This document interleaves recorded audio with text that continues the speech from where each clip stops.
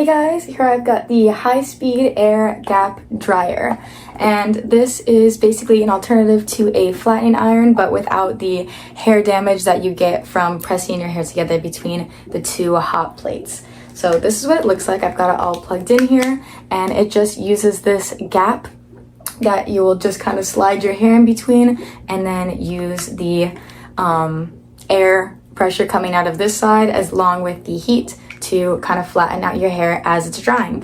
And it does have two modes. So one of them is the actual dryer mode, and then with this one you have the cool or 80, 120, and 140 degrees, or the flat mode. So this is if your hair is already dry, then it will give you the options between 100, 120, and 140 degrees.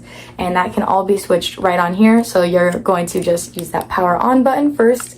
Then this is the mode switcher. So it can be either dryer or flat, and it'll tell you right here on the screen.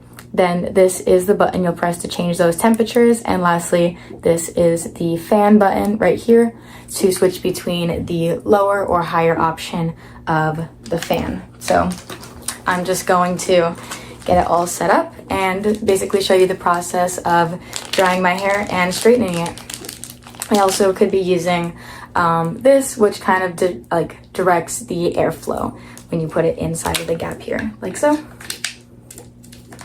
So let's do it.